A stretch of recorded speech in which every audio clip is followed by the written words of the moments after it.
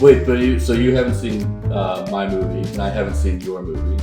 Not only have I not seen your movie, I haven't seen my movie. I haven't seen. We're going into this my story. movie. That's fantastic.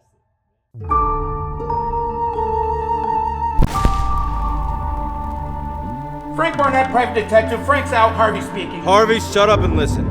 Oh, Mr. Vacation. While you're out there parading around with your floozy, I'm here drowning in bills and invoices. Anyway, how's Texas? Hot. So, Frank Barnett? Barnett? Yes, I'm doing Frank Barnett in Love's Long Shadow. It might be the longest title of any Dollars and Donuts film ever. I think it's P. Michael Hayes and Daryl Della's Frank Barnett's Love's Long Shadow. You know, Well, you guys battled over that for a while. Oh yeah. Well, that's a long one. There was a lot of IP going into And that. what was your character's name in it? I was on set, but what was your character's name? It was Lucas. Lucas. That's right. Lucas. How could I forget with the doctor, Lucas, Oh, Lucas. You have a terminal illness, Lucas. Terminal. I'm going to die? Lucas, you have 5 days to live. What do you really want to see on screen?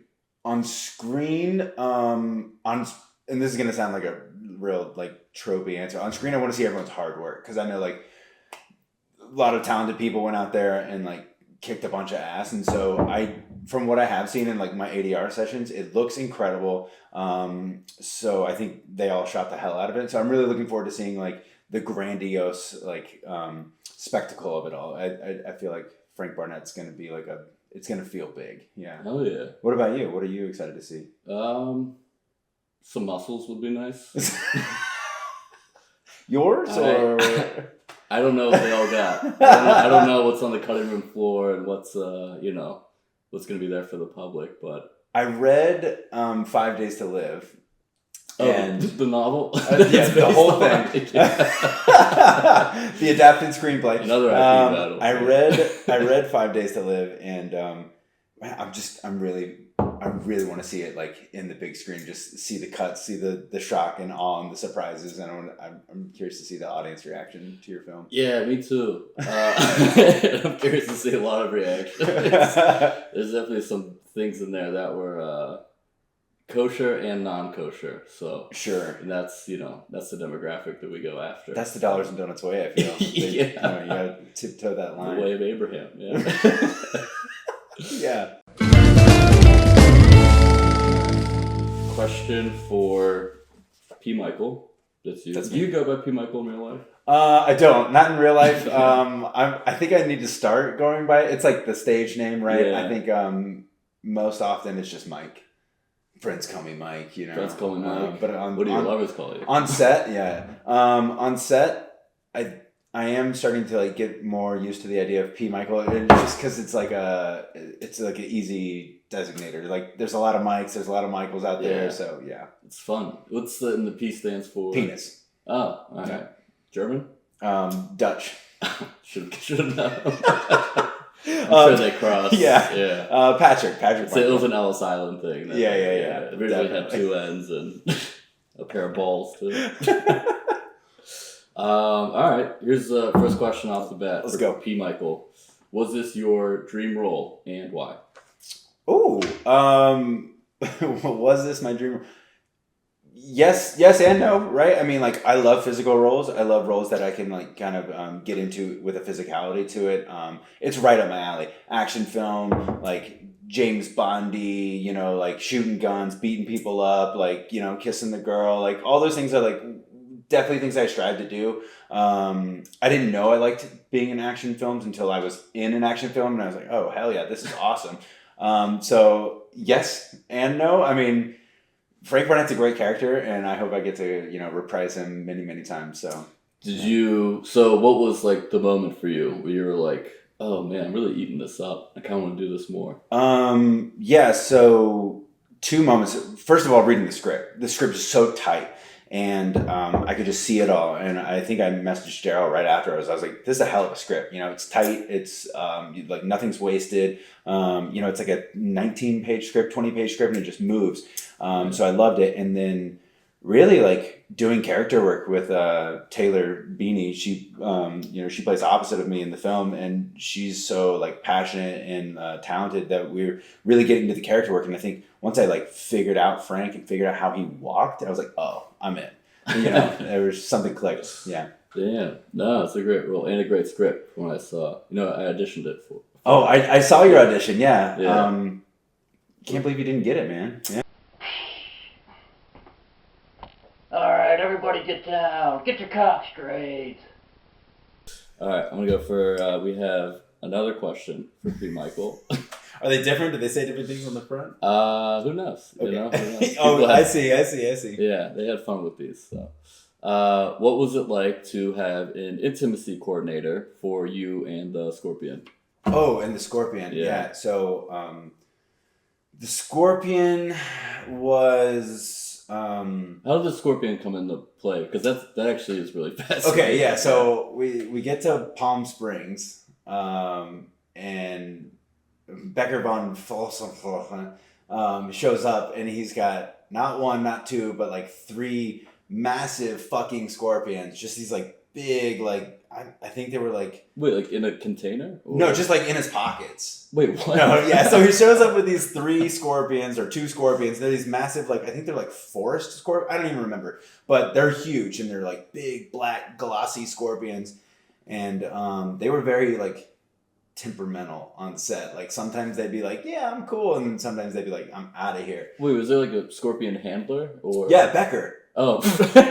So like Becker's like smoking a joint. Yeah, I'll get the fucking Scorpion, So we call for Scorpion, and the shot is like, and you can see it in the trailer, but like I'm very close to the Scorpion, and Daryl's setting up this like essentially like a window, like a plastic see-through sheet, and they're supposed to shoot through the sheet into the Scorpion, through the sheet, and into my face, and it looks terrible. And it was so bad. And Daryl comes up to me, he's like, "Can we just get rid of the thing? Can we just get rid of the plate?" And I'm like, "Yeah, I don't care. Like, I feel like I can move out of the way of this Scorpion. Like, I didn't know there was going to be any safety regulations here." So this Scorpion handler was Becker. So that went about as well as you can imagine. And on the day, like, yeah, I was like 6 inches from the Scorpion, and it was a quick shot. Did you make eye contact? Oh, yeah. Damn. I had to let him know who was in charge. Damn. With any actor So on you set. didn't need intimacy coordinator. With any actor on set, you've got to stare him down in Yeah. the eyes and let him know, who's number one. You're not backing down. Yeah. Okay, here's a question for Pat. Here we go. It's blank. Oh, that's a freebie. That's a freebie. You can ask whatever you want. It's a freebie. I'm going to think on that, and I'm going to come back to it. We're going to keep this moving. Let's ask Pat a question. What was your first introduction to Dollars and Donuts? I remember grabbing coffee with Daryl a few times. We wanted to work on something, and you know how this goes. I'm sure a lot of people where you just want to work with someone, but getting schedules to line up, getting the right idea that you actually feel motivated to do it. That took a lot of bouncing around. And then I remember that they really wanted to just get me involved in any way, shape, or form, just so we could actually work together. And it was for Ninja Killface. Okay. Where not to brag, I didn't have to audition. Straight offer. I didn't move straight to the offer. Okay. Possible trailer. Still pending. And I got to play the role of the accountant that was in Ray's truck, who was gagged and had a black eye. And then he releases the accountant, and I just run through.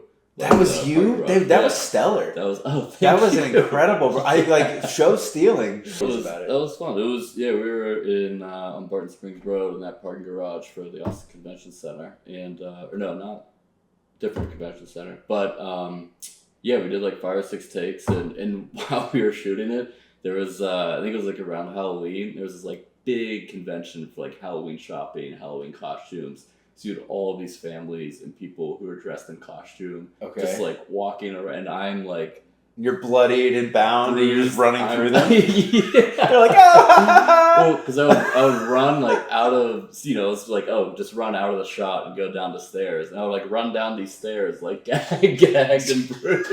You see like this girl, is in like a tutu and with her mom. And it's like, but I think Halloween actually worked well because there was like this nice, like, maybe it's a costume. Right. Maybe we don't have to ask what's going on or get involved. Right. And we can all just go. No cops ways. are called. Yeah, it might be like a boy cried wolf situation if that does happen again. But yeah. Well, R.I.P. to that guy.